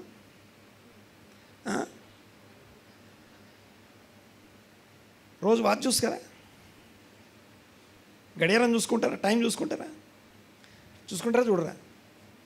అది ఎందుకు చూడాలో ఇజ్రాయెల్ న్యూస్ కూడా అందుకే చూడాలి. ఇజ్రాయెల్ అనేది మనందరికీ గడియారం లాంటిది. ఇజ్రాయెల్లో ఏం జరుగుతుందన్న దాన్ని బట్టి మనం యేసుప్రభు రాకడికి ఎంత దగ్గరగా ఉన్నాం, ఎంత దూరం ఉన్నామో తెలుస్తుంది. ఈ టైంకి భోజనం చేయాలి, ఈ టైంకి పడుకోవాలని టైం ఎట్లా చూస్తామో ఇజ్రాయెల్ దేశంలో ఏం జరుగుతుందో చూడాలి. సో ఈ మధ్య జరిగిన ఒక విషయాన్ని మేము ముందు పెడతాను చూడండి ఒకసారి. ఈ ల్యాండ్ రూల్స్కి సంబంధించి దేవుని సేవ చేయడం అంటే ఏంటో తెలియజేయడం కోసం మన ఏ దేశంలో జరగని విషయాలు ఆ దేశంలో జరుగుతాయి. ఎలాగో మీకు జ్ఞాపకం చేస్తాను. దీంట్లో మనం కూడా ఇన్వాల్వ్ అయ్యి ఉన్నాం దాంట్లో. ఈ విషయం వినండి ఒకసారి. విషయం ఏంటంటే రీసెంట్గా ఇశ్రాయెల్కి సంబంధించిన ఒక గోత్రం వాళ్ళు మన భారతదేశంలో ఉన్నారు. నార్త్ ఈస్ట్ ఏరియా అంటే మిజోరాం మరియు మణిపూర్ ప్రాంతంలో ఒక ట్రైబ్ వాళ్ళు ఉన్నారు. తెలుసా ఎవరో? ఏ ట్రైబ్ తెలుసా? కాదు. ఏ ట్రైబ్ వాళ్ళు ఉన్నారో తెలుసా? ఎవరు చూడట్లేదు. మనష్షే ట్రైబ్. ఏం ట్రైబ్ అండి? బెనే మనష్షే ట్రైబ్ అనగా మనష్షే కుమారులు అని అర్థం. ఎక్కడున్నారు వీళ్ళు? చెప్పాలి. ఎక్కడున్నారు? ఎక్కడున్నారు? మన మణిపూర్ మిజోరాం ప్రాంతంలో ఉన్నారు. దాదాపుగా 10,000 మంది ఉన్నారని అంచనా. బట్ 5,800 మందిని కౌంట్ చేశారు. ఎంతమంది? వీళ్ళందరూ ఎవరు? మనష్షే గోత్రికులు. ఇశ్రాయేలుకు సంబంధించిన మనం బైబిల్లో మాట్లాడుకునే మనష్షే గోత్రం. వీళ్ళు ఇక్కడికి ఎప్పుడు వచ్చారు తెలుసా? 2,700 సంవత్సరాల క్రింద. అంటే యేసు ప్రభు కూడా పుట్టకముందే, యేసు ప్రభు భూమి మీదకి రాకముందే అసిరియన్ కింగ్డమ్ యొక్క దాడిని బట్టి వాళ్ళు అక్కడి నుంచి పారిపోయి ఆఫ్ఘనిస్తాన్ తర్వాత ఈ యొక్క నార్త్ ఇండియా నుంచి అలా వెళ్ళిపోయి నార్త్ ఈస్ట్లో సెటిల్ అయ్యారు. ఆ కొండ ప్రాంతాల్లో సెటిల్ అయ్యారు. ఎన్ని సంవత్సరాల తర్వాత? ఎన్ని సంవత్సరాలు అయింది ఇప్పటికీ? 2,700 ఇయర్స్. ఎంతమంది ఉన్నారు ఇప్పుడు? కౌంట్ ఎంత? 5,800 మంది అఫీషియల్లీ కౌంటెడ్. 10,000 మంది ఉండొచ్చు అని అంచనా. ఎంతమంది ఉన్నారు ఇప్పుడు? 5,800 మంది కౌంట్ చేయబడ్డారు. వీళ్ళు ఎందుకంటే ఇది చాలా ఇంపార్టెంట్ న్యూస్ ఇది. ఎందుకంటే గమనించండి ఒకసారి. బైబిల్ చెప్తా ఉంది, ఆయన రాకడ భూమి మీదకి వచ్చే లోపు ఈ ప్రపంచవ్యాప్తంగా చదివి ఉన్న ఇశ్రాయేల్ అందరినీ, ఆ రాజ్యాలు ఆ ఇశ్రాయేలు ప్రజల్ని రిలీజ్ చేయాలి, విడిచిపెట్టాలి. అంటే వాళ్ళందరూ వచ్చి ల్యాండ్లోకి వస్తారు. అనగా పాలస్తీనా ప్రాంత దేశం అనే అయితే ఇజ్రాయెల్ దేశం ఉందో ఆ దేశంలోకి ఇశ్రాయేల్ అందరూ ఎన్గ్యాదరింగ్ అంటాం, దాన్ని సమకూర్చబడట అంటాం. వారందరూ సమకూర్చబడటం మాత్రమే కాదు, ఇప్పుడు మనం చదువుకున్న ఈ రూల్స్ అన్నీ అక్కడ నెరవేర్చబడుతూ ఉంటాయి రోజు కూడా. ఇప్పుడు మనం మాట్లాడుకున్న 6 సంవత్సరాల పంట, 7వ సంవత్సరం విశ్రాంతి, ఇది భారతదేశంలో కాదు, కనాను దేశంలో. నువ్వు వెళ్ళే దేశంలో ఈ రూల్, దేవుడిచ్చిన దేశాన్ని దేవుని ఆజ్ఞ అనుసరిస్తూ జీవించడమే. ఈ జీవించడం ద్వారా ప్రపంచం అంతటికీ ఒక మెసేజ్ ఇస్తుంది ఆ దేశం. బాగా వినండి ఒకసారి. ఒక 100 సంవత్సరాల క్రింద మీ పూర్వీకులు తెలుసా నీకు? ఒక 100 years బ్యాక్ మీ పూర్వీకులు తెలుసా? నేను మాట్లాడేది 2700 సంవత్సరాల క్రింద ఉన్న పూర్వీకుల గురించి. ఇప్పుడు ఒక జనరేషన్ దాటితేనే నువ్వెవరో, మా ఇంటి పేరు మీ ఇంటి పేరు ఒకటే ఉండొచ్చు కాక, మనం ఎవరో మనకు తెలియదు, మన పితరులు ఎవరో మనకు తెలియదు, మన ఇద్దరిని కలిపి పేరున్న వాళ్ళు ఎవరో మనకు తెలియదు. కానీ ఇక్కడ 2700 సంవత్సరాల తర్వాత తమ ప్రజలు నా రేస్, నా జాతి, లేకపోతే మా డిఎన్ఏ ఉన్నవారు అని చెప్పి వెతుక్కుంటూ వెళ్ళి, ఇంకో విషయం చెప్తాను. ఇశ్రాయేలు స్వతంత్రం 1948లో వచ్చింది కదా, అప్పటి నుంచి ఇప్పటిదాకా అనేకమైన దేశాలు, ఇథియోపియా దేశం, తర్వాత మిగతా హాలండ్, పోలాండ్, తర్వాత ఈ యొక్క యెమెన్ లాంటి, లేకపోతే యుఏఈ అలాంటి దేశాల్లోంచి కూడా, ఇరాన్, ఇరాక్లో నుంచి కూడా యూదులందరూ వచ్చేసారు. వీళ్ళందరూ తమంతట తాము వచ్చిన వాళ్ళు ఉన్నారు, తమని తాము చాలా కష్టపడి బయటకు వచ్చిన వాళ్ళు ఉన్నారు. తర్వాత అదిగాక ఇంకో విషయం ఏంటంటే ఎన్జిఓస్, లేకపోతే కొన్ని ఏమంటారు స్వచ్ఛంద సంస్థలు ఇన్వాల్వ్ అయ్యి వీళ్ళని తీసుకెళ్ళిన సందర్భాలు ఉన్నాయి. కానీ ఫస్ట్ టైం, మొట్టమొదటిసారి ఇశ్రాయేలు గవర్నమెంట్, ఇండియన్ గవర్నమెంట్, 2 గవర్నమెంట్ల మధ్య జరిగిన ఒప్పందాన్ని బట్టి ఈ ఎయిర్ లిఫ్ట్ జరిగింది. 270 మంది ఇశ్రాయేల్ దేశానికి వెళ్ళారు. ఎంతమంది వెళ్ళారు? ఉన్నది ఎంతమంది? 5800 మంది ఉన్నారు. వీళ్ళకు బడ్జెట్ కేటాయించబడింది. ఇప్పుడు దీని గురించి మీడియా రకరకాలుగా చెప్తుంది. ఎంత నెగిటివ్గా మాట్లాడాలో అంత నెగిటివ్గా మాట్లాడతారు. బాగా వినండి ఒకసారి. ఎంత నెగిటివ్ అంటే, ఇశ్రాయేల్ దేశంలో పనులు తక్కువయ్యారు కాబట్టి ఇక్కడికి తీసుకెళ్లారు. ఇశ్రాయేల్ దేశంలో ఆ కొండ ప్రాంతాల మీద వాళ్ళు వీళ్ళు వచ్చి అటాక్ చేయకుండా మనుషులు ఉండేటట్టు చేయడం కోసం వీళ్ళని తీసుకెళ్లారు. మరి మిగతా దేశస్తులు ఎందుకు చేయరు అలాగా? మిగతా జాతుల వారు తమ రేస్ వాళ్ళని తమలాంటి వాళ్ళు ఎక్కడున్నారని వెతుకుంటే వెళ్ళరు ఎందుకు? ఇశ్రాయేల్ మాత్రమే ఎందుకు వెళ్తుంది అంటే, ఒక పర్సన్ ఇంకొక పర్సన్ కోసం నిలబడ్డం అనేది, ఒక సహోదరుడు ఇంకో సహోదరుని కోసం నిలబడ్డం అనేది ఇశ్రాయేల్ దేశానికి నేర్పించబడిన దేవుని వాక్య ధర్మశాస్త్ర సారాంశం. దేవుని సేవించడం కోసం ఒకరి కోసం ఒకరు నిలబడతారు. మా వాళ్ళు ఎక్కడున్నా మేము రక్షించుకుంటాం అని బయలుదేరారు వాళ్ళు. ఫస్ట్ టైం గవర్నమెంట్ ఇన్వాల్వ్ అయింది. ఇప్పటిదాకా గవర్నమెంట్ ఎక్కడ ఇన్వాల్వ్ అయిన దాఖలాలు లేవు. కానీ మొదటిసారి గవర్నమెంట్ ఇన్వాల్వ్ అయ్యి, ఆ గవర్నమెంట్ ఏం చేస్తుందంటే, ఇదిగో ఈ 5800 మందిని 2 ప్రధానమంత్రుల మధ్య చర్చ జరిగి కొన్ని 2-3 సంవత్సరాల క్రింద జరిగిన ఒప్పందం ప్రకారం దీన్ని నిర్ణయించారు. ఈ 5800 మంది కొద్ది కాలంలో వీళ్ళు అక్కడికి వెళ్తే పరిస్థితి ఏంటో తెలుసా? ఎవరో వచ్చారు మా దేశానికి అని చూస్తారా వాళ్ళని? ఆ వీడియోలు ఉంటాయి, చూడండి ఒకసారి. నేను చెప్పాక మీరు వెళ్ళి వార్తలు చూడండి. దీనికి ప్రభు రాకడికి అంటే ఇది జరిగింది అంటే మన ప్రభు రాకడికి ఇంకొంచెం దగ్గర అయ్యామా అని అర్థం. వినండి ఒకసారి. వాళ్ళ దేశానికి వస్తే మా వాళ్ళని ఏడ్చుకుంటూ ఒకరినొకరు కౌగిలించుకొని ముద్దాడుకుంటూ మీరు మా వాళ్ళు అని చెప్పి రిసీవ్ చేసుకుంటున్నారు. అక్కడ పనోళ్ళు బానిసలుగా కాదు వాళ్ళు రిసీవ్ చేసుకుంది. అంతేకాదు, వాళ్ళు ఎక్కడ ఉండాలో వాళ్ళ కోసం పునరావాసం కోసం ఒక పెద్ద బడ్జెట్ ఏర్పాటు చేశారు ఆ దేశంలో. మా దేశంలో మీరు ఉండడం కోసం మనం అంటాం, ఇంత చిన్న దేశంలో స్థలం ఎక్కడ ఉంటుంది అని. మన భారతదేశంలో స్థలం ఎక్కడ ఉంటుంది అంటామేమో. కానీ ఆ దేశంలో మా ప్రజలు మా దేశంలో ఉండడం కోసం దేవుడు ఎలాగన్నా ఇంత దేశంలో అట్లా అంటే దేవుడు ఏర్పాటు చేస్తాడు అంతే. సో వాళ్ళ కోసం పునరావాసం కోసం కొన్ని కోట్ల రూపాయలని సపరేట్ చేసి పెట్టారు, బడ్జెట్ని ఏర్పాటు చేశారు. సరే, అల్టిమేట్లీ నా పాయింట్ ఏంటంటే, ఒక జనాంగం కోసం నిలబడ్డాం. మా ప్రజలు, మా బ్రదర్స్, మా సహోదరులని ఇప్పటోళ్ళు కాదు, ఏదో నిన్న మొన్న తరాల గురించి మాట్లాడలేదు, 100 సంవత్సరాల కింద వాళ్ళు కాదు, 2700 సంవత్సరాల క్రింద విడిపోయిన వారి సహోదరుల్ని ఇప్పుడు అక్కడి నుంచి తీసుకురావడం కోసం డబ్బులు ఖర్చు పెట్టి అంత ఖర్చు ఎందుకండి, అవసరం, అసలే మనమే బీదోళం, అలాంటిది ఏం లేదు. సో వాళ్ళ కోసం పెట్టకపోతే ఎవరి కోసం పెడతాం? ప్రయారిటీ నెంబర్ 1 వాళ్ళ క్షేమాభివృద్ధి, అంతే. సో ఇవన్నీ మనకేం నేర్పిస్తున్నాయి? ప్రపంచం అంతా ఇలా చూస్తుంది, తప్పుగా మాట్లాడతారు, కానీ సత్యం ఎక్కువసేపు దాచిపెట్టలేము, సత్యాన్ని ఎక్కువసేపు బంధించి ఉంచలేము. విషయం ఏంటంటే, ప్రపంచమంతా అనుసరించదగిన ఒక మోడల్ అక్కడ ఏర్పాటవుతుంది. ఆ మోడల్ దేవుని వాక్యం నుంచి పుడుతుంది. ఆ మోడల్ దేవుని యొక్క సేవ చేయడం, వాళ్ళు సేవ చేస్తూ ఉండడం ద్వారా, ఇదిగో మేము ఇలా ఎందుకు లేమని ప్రతి ఒక్కరు ఎలా ఉంటామంటే, వీఆర్ ఆల్ సెల్ఫిష్ పీపుల్. స్వార్థ ప్రయోజనాలు ఆలోచిస్తాం. ఇందాక నేను ఎగ్జాంపుల్ చెప్పాను కదా, ఏమన్నాను, ట్రాఫిక్ సిగ్నల్ గురించి చెప్పాను. స్పీడ్గా ఎలాగన్నా అవతలకి వెళ్ళిపోవాలి, నేను అవతల పడితే చాలు, ఏదేమైనా నాకు అనవసరం.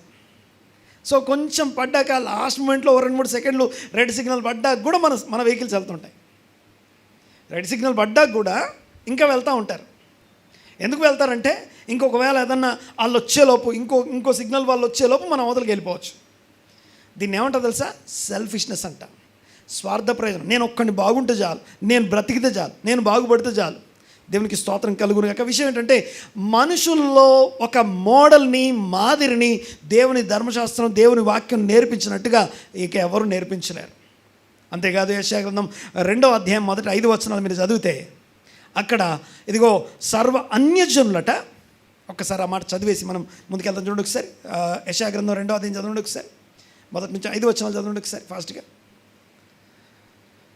ఈ జరగబోయే ఇప్పుడు జరుగుతున్న ఈ విషయాలను ఒక్కసారి చూడండి ఒకసారి. యెషయా గ్రంథం 2వ అధ్యాయం. యూదాను గూర్చి యెరూషలేమును గూర్చి ఆమోజు కుమారుడైన యెషయాకు దర్శనం వలన కలిగిన దేవోక్తి.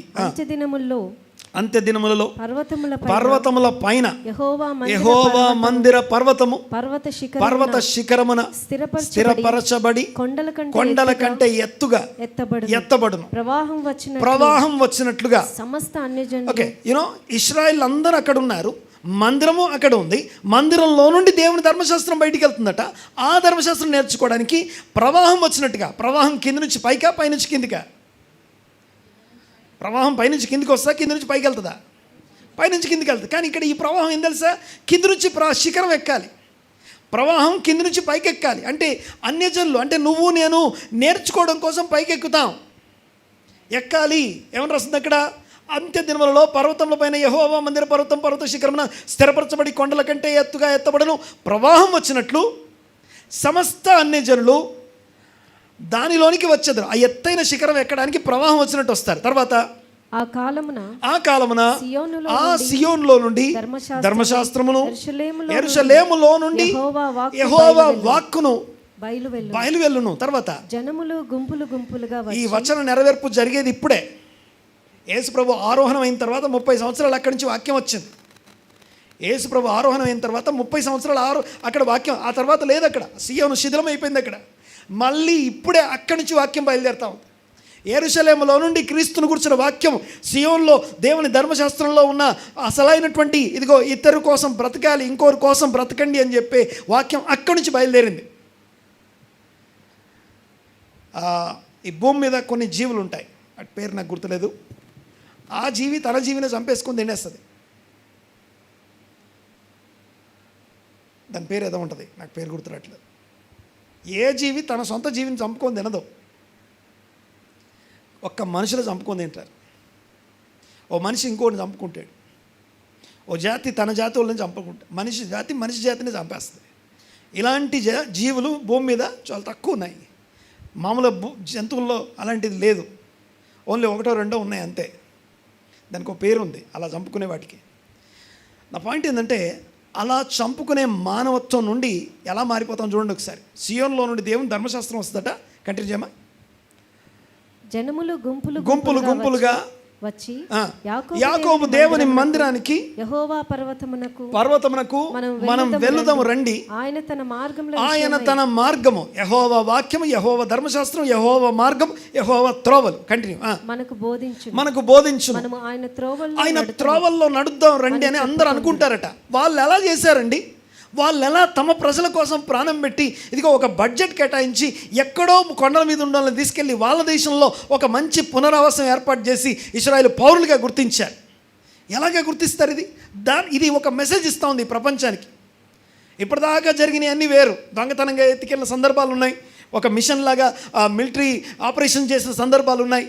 కానీ ఇది మాత్రం గవర్నమెంట్. ఇంకోటి తెలుసా? వాక్యం రాస్తుంది, ప్రతి దేశము వారిలో ఉన్న ఆ యూదు ప్రజల్ని అప్పగిస్తారట. ఆ అప్పగించిన ఒక ప్రవచనం. అది ప్రవచనాలు నెరవేర్చబడే అద్భుతమైన తరంలో మనం ఉన్నాం. దేవునికి స్తోత్రం కలుగున. కంటిన్యూ చేయము ఒకసారి. ఇంకా ఆయన మధ్యవర్తి అయి అన్య జనులకు న్యాయము తీర్చును, అనేక జనములకు దేవుని వాక్యం ఆయన బోధిస్తుంటే వాళ్ళు ఏం చేస్తారంట చూడండి ఒకసారి. వారు తమ ఖడ్గములను నాగటి నక్కులుగా మారుస్తారు. ఖడ్గములు అంటే ఒకటి పొడిచి చంపేసే ఖడ్గాల్ని, మారణ ఆయుధాలని, యుద్ధ మారణ ఆయుధాలని ఆ యొక్క వ్యవసాయక పనిముట్లుగా మార్చేస్తారు. ఖడ్గములను నాగటి నక్కులుగా మారుస్తారు. తర్వాత మచ్చుకత్తులు, ఆ యొక్క ఈటల్ని విసిరేస్తే ఎవరి మీద పడి ఎవరైనా చచ్చిపోవచ్చు. అలాంటి ఈటల్ని మచ్చుకత్తులుగా, కోత కోసే కొడవలుగా మారుస్తారట. జనం మీదకి జనము ఖడ్గమెత్తడం మానేస్తుంది. యుద్ధం చేయడం నేర్చుకోవడం అంటే దేవుని వాక్యం సరిగా భూమి మీద ప్రకటించబడలేదు. ప్రకటించబడితే యుద్ధాలు జరగవు. యేసుప్రభు భూమి మీదకి వచ్చేసరికి చాలామంది అడుగుతారు, పాస్టర్ గారు అందరూ రాకడ గురించి చెప్పేటప్పుడు అంత ఇదైపోద్ది, అదైపోద్ది, యుద్ధాలు జరిగిపోతాయి, సో అంత నాశనం అయ్యాక యేసుప్రభు వస్తాడు. బాగా వినాలి ఒకసారి. యేసుప్రభు వచ్చేసరికి ఎలా ఉంటుందంటే, ఒక మాట ఏంటంటే, ఇప్పుడు నేను మీలో ఎవరిదన్నా ఒక హెల్ప్ తీసుకుందాం అనుకున్నాను. ఈ విషయంలో మీరు నన్ను లీడ్ చేయండి అని మీ లీడింగ్ కిందికి వచ్చేద్దామని వస్తున్నా. వచ్చేటప్పుడు డైరెక్ట్గా వచ్చి ఇదిగో నన్ను లీడ్ చేయండి అని అప్పగించి నాకు ఏమవుద్ది, నువ్వు ఎలా నడిపిస్తావో తెలియదు నాకు, నువ్వు ఎలా లీడ్ చేస్తావో ఎలా నడిపిస్తావో తెలియదు నాకు. అలాంటప్పుడు నేనేం చేయాలి? మీకు సరెండర్ చేసుకునే లోపే మీ గురించి నేను చదువుకొని ఉండాలి, మీ గురించి నేర్చుకొని ఉండాలి, మీ గురించి తెలుసుకోవాలి. ప్రపంచమంతా యేసు ప్రభు నడిపించబోయే ఆ దేవుని రాజ్యం భూమి మీద ఏదైతే 1000 సంవత్సరాల పాలన ఎస్టాబ్లిష్ అవుతుందో, ఆయన రాజ్యం ఎలా ఉంటుందో ముందే నేర్చుకుంటుంది భూమి మీద. ఆయన రాకముందే నేర్చుకొని ఆయన వచ్చినప్పుడు తమ కిరీటాలు అక్కడ పడేస్తారు. ఇది ప్రభు రాకడ కొరకు సిద్ధపడే ఏరియా, సిద్ధపడే విధానం. సంఘము, ఈ భూమి మీద ఉన్న సంఘము తమ రాజ్యాల్ని, తమకున్న విషయాలన్నింటినీ హ్యాండ్ ఓవర్ చేసి వెయిట్ చేస్తాం. దేవునికి స్తోత్రం కలుగును గాక. సో ఏదేమైనా కూడా అల్టిమేట్గా నేను మీకు జ్ఞాపకం చేయాలనుకున్న విషయం ఏంటంటే, ఇది అంత్య దినముల ప్రవచనం. యెషయా గ్రంథం 2వ అధ్యాయం మొదటి 5 వచనాలు అంత్య దినముల ప్రవచనం. అది ఆ ప్రవచనాలు జరుగుతూ ఉన్నాయి, నెరవేర్చబడుతున్నాయి. ఇక మన సబ్జెక్టులోకి వచ్చేద్దాం, మన వాక్యంలోకి వచ్చేద్దాం. ఇవన్నీ కూడా మనకు ఒక మెసేజ్, మనకు ఒక వర్తమానం ఇస్తూ ఉన్నాయి. ఈ యొక్క దేవుని ఆజ్ఞలు ఎందుకు అనుసరించాలి, దేవుని కట్టడలు ఎందుకు అనుసరించాలి, ఆ కట్టడలు అనుసరించడం నథింగ్ బట్ దేవుని సేవించడం. ఆయన ఆజ్ఞ పాలన చేయడం అంటే ఆయనను సేవించడం అని అర్థం. ఆ సేవించే విషయంలో మనం ఏదైనా ఒకటి పే చేస్తున్నాం, ఏదైనా ఒకటి ఉపేక్షించుకుంటున్నాం, ఎక్కడో చోట త్యాగం చేస్తున్నాం, ఏదో ఒక విషయాన్ని వదులుకుంటున్నాం. అలా వదులుకొని దేవుని సేవించే వాళ్ళని దేవుడు అంటారు నా సేవకుడు అంటాడు. అలా సేవించడం అనేది ఆరాధన, అలా సేవించడం అనేది దేవుని సన్నిధిలో యథార్థంగా జీవించడం సేవే, నమ్మకంగా జీవించడం సేవనే. తర్వాత ఆ యొక్క ఏమంటాం, ఇందాక మాట్లాడుకున్నాం కదా, న్యాయంగా ప్రవర్తించడం సేవనే. నీకు అప్పగించిన దాని విషయంలో నమ్మకంగా ప్రతిదాన్ని ఏమంటారు మల్టిప్లై చేసే విధంగా చూడడం కూడా దేవుని సేవించడమే. నీకు ఇచ్చిన ప్రతిదాన్ని ఎలాగా దేవుని సన్నిధిలో ఒక దేవుని రాజ్య సంబంధమైన టూల్స్గా వినియోగిస్తున్నావో దాన్ని బట్టి మనము దేవుని సేవిస్తున్నామా లేదా అని తెలియజేయబడతా ఉంది.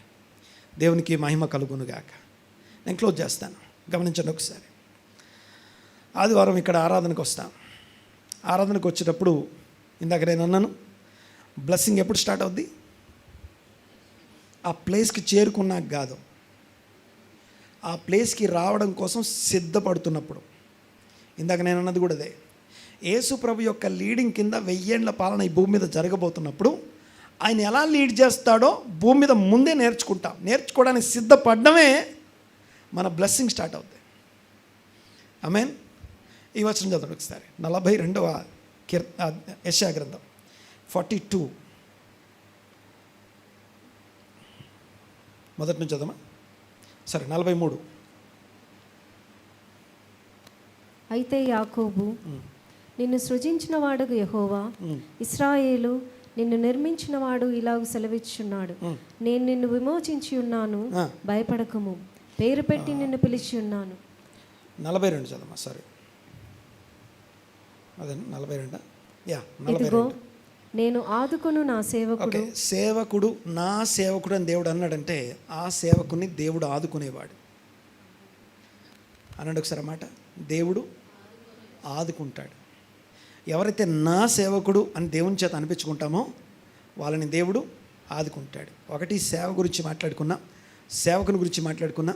అంతేకాదు అల్టిమేట్లీ ఆ సేవకుడు ఎవరైతే ఉన్నారో ఆ సేవకుని యొక్క బ్లెస్సింగ్స్ నేను జ్ఞాపకం చేసి ముగిస్తాను. నంబర్ 1, దేవుడు ఆదుకునే సేవకుడు. తర్వాత ఆ సేవకుని ఆయన మాట్లాడుతూ అంటాడు, నా ప్రాణమునకు ప్రియుడు, నా ప్రాణ ప్రియుడు అంటాడు. దేవుడు అంటాడు, ఇతడు నా సేవకుడు, నేను ఆదుకునే సేవకుడు, అంతేకాదు నా ప్రాణానికి ప్రియుడు, మై ఫేవరెట్ అని పిలుస్తాడు. తర్వాత అతని యందు నా ఆత్మను ఉంచి ఉన్నాను. ఎవరైతే ఆయన సేవకులై ఉంటారో ఆయన ఆత్మ చేత నడిపించబడతారు. తర్వాత అతడు అన్ని జనులకు న్యాయము కనపరచును. ఓకే, ఇప్పుడు యెషయా గ్రంథం 53:11 చూడండి ఒకసారి. యేసు ప్రభు గురించి ఒక మాట మీకు జ్ఞాపకం చేస్తాను ఇక్కడ. యెషయా గ్రంథం 53:11. అతడు తనకు కలిగిన వేదనను చూచి నీతిమంతుడైన నా సేవకుడు జనుల దోషమును భరించి తనకున్న అనుభవ జ్ఞానము చేత అనేకులను నిర్దోషులుగా చేస్తాడు. అంటే ఈ సేవకుడు అనేవాడు దేవుని ఆజ్ఞ పాలన చేసేటప్పుడు, నేను చెయ్యాలి కాబట్టి చేస్తూ వెళ్ళిపోతాను, నాకు ఎవరితో సంబంధం లేదు, ఎవరు ఎటుపోయినా నాకు అనవసరం అనడు. అతడు చేస్తున్నప్పుడు తన అనుభవ జ్ఞానం వలన అనేకులు దేవుని తట్టు తిరుగుతారు. తన అనుభవ జ్ఞానం ఒకటి ఇక్కడ ఏమేముందండి? ఒకటి, నీతిమంతుడైన నా సేవకుడు జనుల దోషాలను ఆయన భరిస్తాడు. ప్రభువైన యేసుక్రీస్తు అనబడుతున్న ఒక మాదిరికరమైన, మనకు అడుగుజాడలు ఉంచి వెళ్ళిన ప్రభువు గురించినటువంటి వాక్యం ఇది. రాయబడుతున్న మాట ఏంటంటే, అనేకుల దోషమును ఆయన భరిస్తాడు సేవకుడు.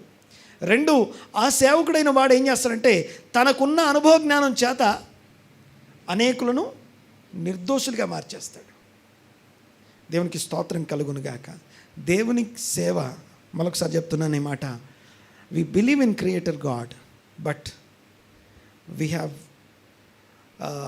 ఏమంటామంటే ఒక రకమైనటువంటి నమ్మడానికి అవసరమైనటువంటి ఒక నిద్రమత్తు, లేకపోతే నమ్మొచ్చో లేదో అనే సందేహాత్మకంగా నమ్మే area. God is a sustainer God, పోషకుడైన వాడు, నిలిపి ఉంచే దేవుడు. ఆ దేవుణ్ణి మనం కలిగి ఉన్నందుకు ఒకసారి దేవునికి స్తోత్రం చెల్లిద్దాం. అందరం లేచిపడదాం. ఒకసారి విన్న వాక్యాన్ని బట్టి మనల్ని మనం స్వపరీక్ష చేసుకుంటూ మనల్ని మనం సిద్ధపరచుకుందాం. ఆ యొక్క తీర్మాన ప్రార్థన చేస్తున్నప్పుడు అందరం ఏకీభవిద్దాం. మన మధ్యలో ప్రభు యొక్క శరీరం, ప్రభు రక్తానికి సంబంధించిన నిబంధన భోజనం మన ముందుంది. ఆ శరీరము ఆ రక్తంలోకి వెళ్ళే ముందు మనల్ని మనం పరీక్ష చేసుకుందాం. దేవునికి స్తోత్రం చెల్లిద్దాం. పరమ తండ్రి, మహోన్నతుడా, కృపగల దేవ, మీకు వందనాలు. ఈరోజు ఈ దినము ఇదిగో నాతో మాట్లాడినందుకు మీకు వందనాలు. సేవకుడు, సేవ అనే మాటలు మాకు బోధపరిచినందుకు స్తోత్రం చెల్లిస్తున్నాం తండ్రి.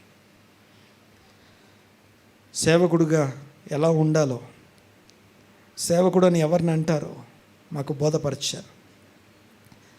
మా నమ్మకత్వంతోనూ, మా యథార్థ జీవితంతోనూ, న్యాయవంతమైన జీవితంతో మీ సన్నిధిలో మేమందరము మీ సేవకులుగా మారుదుముగాక. భలా మంచి నమ్మకమైన నా సేవకుడా, నా దాసుడా అని మీ యొక్క గ్రేట్ టైటిల్ని మీ నుంచి పొందుకునే ఆత్మీయ జీవితం, పోరాటం, ఇదిగో నా ప్రభా శ్రమ మా అందరికీ నేర్పించమని ప్రార్థిస్తున్నాం, నడిపించమని ప్రార్థిస్తున్నాం.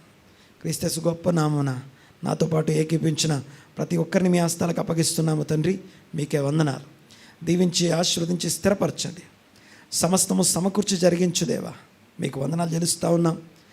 ఏకీపించిన వారందరినీ మీ యొక్క కృప కిందికి తీసుకొస్తున్నాం. ఆశీర్వాద సంపూర్ణతతో దర్శించండి. విన్న వాక్యం మా హృదయాల్లో స్థిరపరచండి.